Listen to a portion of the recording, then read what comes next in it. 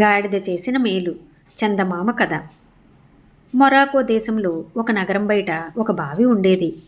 నగరంలో వాళ్ళు అక్కడికి వచ్చి నీరు పట్టుకుపోయేవాళ్ళు.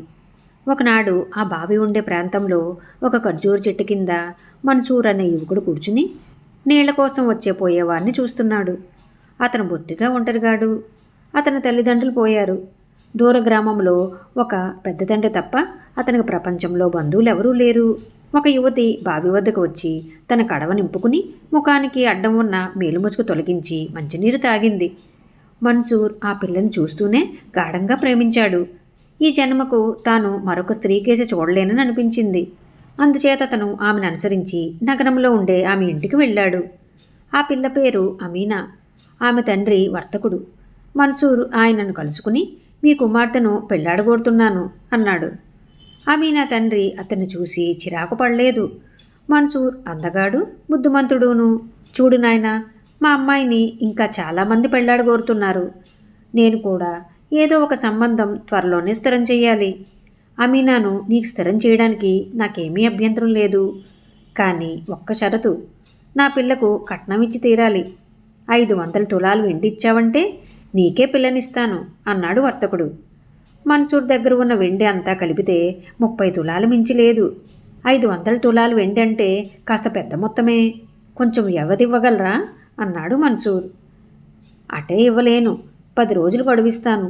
ఈ 10 రోజుల్లోగా డబ్బు పుట్టించలేకపోతే మళ్ళీ రావాల్సిన పని లేదు అన్నాడు అమీనా తండ్రి. 10వ రోజున మళ్ళీ కనిపిస్తానని చెప్పి మన్సూర్ వచ్చేశాడు. అతను దీర్ఘాలోచనలో పడి వీధులన్నీ తిరగసాగాడు. తనకు 470 తులాలు వెండి ఎవరు అరువిస్తారు? దాన్ని తాను ఎంతకాలానికి తీర్చగలడు? ఇలా ఆలోచిస్తుండగా మన్సూర్కు తన పెద్ద తండ్రి జ్ఞాపకం వచ్చాడు. ఆయన ఎక్కడో దూరాన ఒక గ్రామంలో ఉన్నాడు. ఆయనను మన్సూర్ ఎన్నడూ చూడలేదు. అయినా ఆయన మన్సూర్ అవసరం గుర్తించి వెండి అరువివ్వవచ్చు. ఈ ఆశతో ఉత్సాహం పొంది మన్సూర్ కాలినడకన పెద్ద తండ్రి ఊరికి బయలుదేరాడు.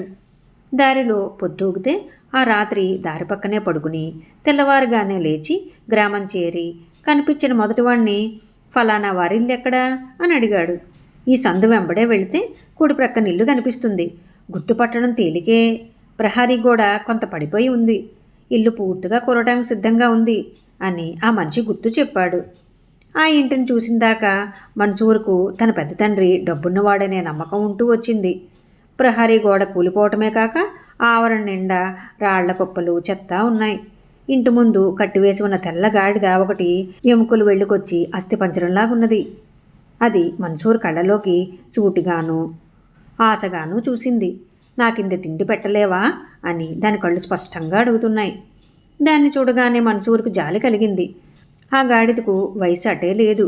తిండి లేక అది సలీమే ఉంది. మన్సూరు బయటికి వెళ్ళి ఒక గడ్డి కట్టను కొనుక్కుని వచ్చి గాడిద ముందు పడేశాడు. గాడిద పరమానందంతో సకిలించి ఆత్రంగా గడ్డి తినసాగింది. మన్సూర్ లోపలికి వెళ్ళి పెద్దండ్రిని కలుసుకున్నాడు. మన్సూర్ని చూసి అతని పెద్దండ్రి పెద్ద పెట్టిని సంతోషించినట్టు కనబడలేదు. భోజనానికి ఆయన ఒక రొట్టె మాత్రమే తెచ్చుకుని అందులో నుంచి ఒక చిన్న తుంపు మన్సూర్కిస్తూ, నేను చాలా బీదవాణ్ణి అన్నాడు. నీకు బాగా డబ్బున్నదని చెప్పారు. నేనిప్పుడు వచ్చింది కూడా నీ వద్ద కొంత డబ్బు అప్పు తీసుకుందామనే అన్నాడు మన్సూర్. అప్పా, నా దగ్గర ఏముంది ఇవ్వటానికి?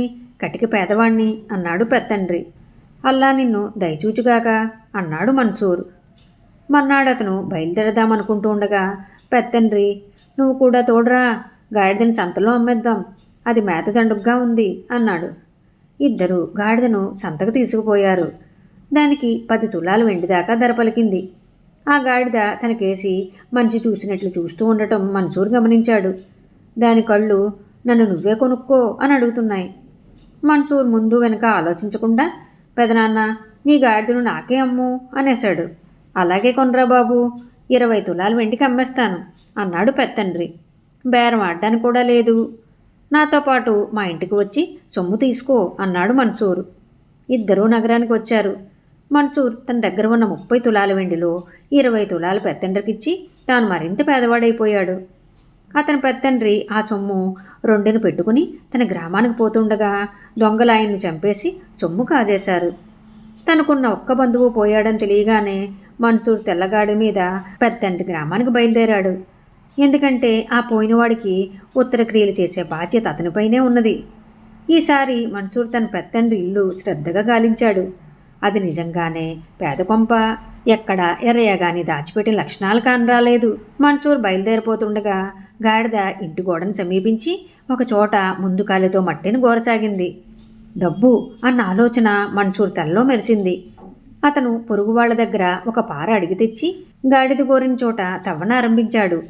1 అడుగు లోతున ఒక పెట్టె దొరికింది. దానిలో కనీసం 5,000 తులాల వెండి ఉంది. మన్సూర్ సమస్యలన్నీ ఒక్క దెబ్బతో తీరిపోయాయి. అతను ఆ పెట్టెను గాడిద మీద పెట్టుకుని నగరం చేరి 500 తులాల వెండి తూయించి అమీనా తండ్రి వద్దకు వెళ్ళాడు. అల్లా కటాక్షం అంటూ ఆ వర్తకుడు వెండి స్వీకరించి అమీనాను మన్సూర్కిచ్చి పెళ్లి చేసేశాడు. ఈ కథ మీకు నచ్చినట్లయితే లైక్ చేయండి, షేర్ చేయండి. మరిన్ని మంచి కథల కోసం మా సంపత్ ఛానల్ని సబ్స్క్రైబ్ చేసుకోండి.